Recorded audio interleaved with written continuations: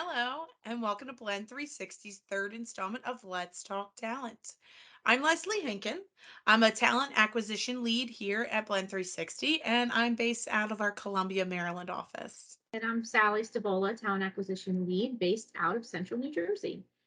Today, we'll be talking about imposter syndrome and how it impacts our candidates and employees, and we'll share some tips on how to overcome it. For those who aren't familiar with imposter syndrome, it's loosely defined as doubting your abilities, feeling like a fraud. It actually disproportionately affects high achieving people who find it difficult to accept their accomplishments, and many question whether they're deserving of the accolades they receive. Sally, what do you call a fake noodle? What? An impasta. Sorry, I had to. I couldn't No, resist. that was a good one. It was a good one. So what you're saying is this is a form of self-doubt? Yeah, basically lacking confidence that you can get the job done or feeling ill-equipped to handle the responsibilities of your role. Okay. So I just want to point out the irony in this whole situation. I don't feel comfortable recording this. We were approached to do this and be subject matter experts of, the trends going on right now. And I was like, who, me? Who wants to listen to me, right? I hate the sound of my voice. I don't like seeing myself on camera. This is, pretty unsettling for both of us, I believe. Right, Sally? Yeah, I agree 100%. Yep. Yeah. I mean, we're our own toughest critics. I get that. And But being positioned as an expert's always a little intimidating, right? But we're in it yeah. together. We're in it together. Hopefully, this helps somebody. So let's talk about how this is relevant to our space and what we do every day. Yeah, so let's jump in.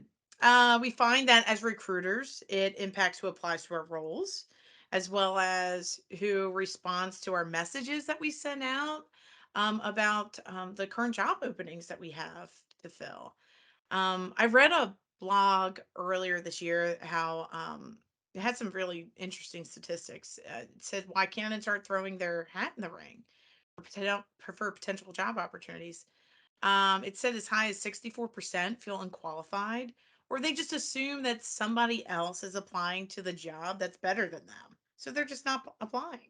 And that's a crazy percentage. We are definitely missing out on a lot of good talent. I know our suggestion is if you're excited about an opportunity, you're taking the time to review the role, just click apply. It doesn't harm. It does no harm to put yourself in a situation for consideration, get in front of a decision maker, let them decide. I'm sure there's some things in your background that they would love to see. So get over the self doubt and apply for that position. Exactly. And some additional key points were, one in four managers reported experiencing imposter syndrome. So it's everybody, it's me, it's you, it's, everybody. And, those employees, as high as 60% of employees who suffer from this worry about losing their job in the next 6 months. Like, that's unsettling. Crazy that 60% of employees with imposter syndrome are worried. It's an alarming statistic. We see the effects of that as recruiters with our consultants all the time.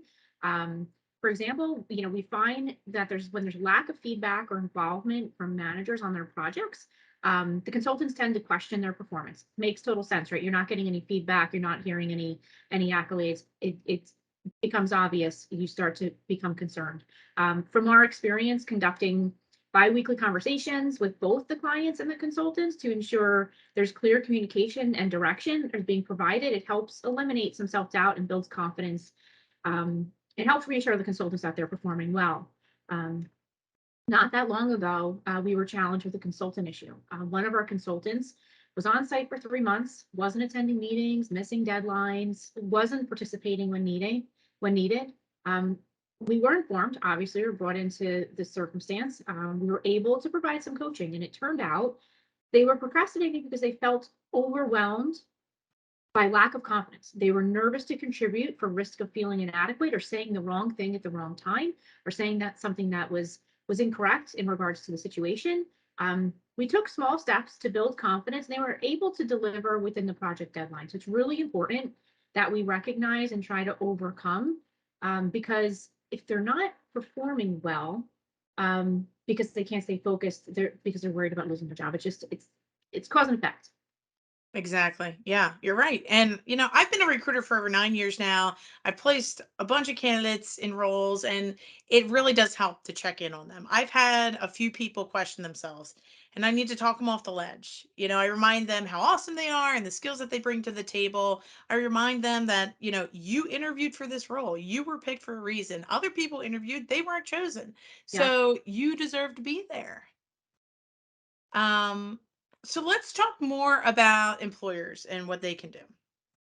So most employers actually seem to be responding to this situation and offering some form of support. So they praise the employees in some way, or they give them more autonomy in their day to day to help build up their confidence. They can be decision makers, and even having consistent check ins. It's And those really are important. It is really important. There's simple tips go such a long way, barely takes Mhm. any effort. So we're seeing a lot of companies put those into practice to address imposter syndrome with the methods that you just mentioned. Right. And something else companies are doing is putting more focus into career development. And that makes sense, right? Because when employees know their employer is investing in their growth, it does promote confidence. Yeah.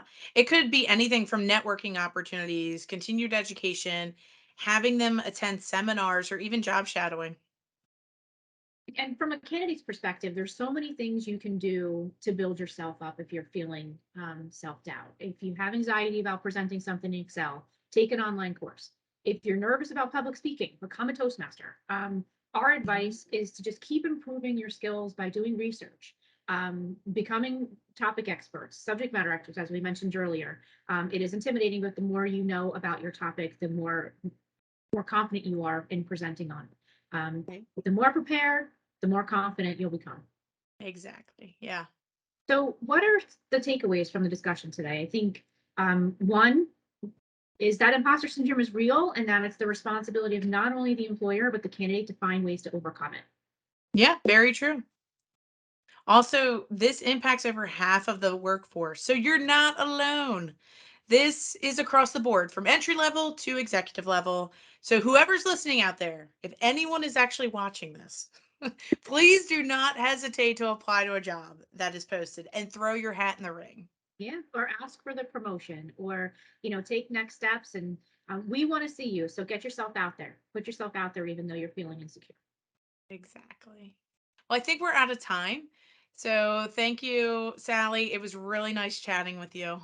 You as well, Leslie. It's always nice to get together and talk talent.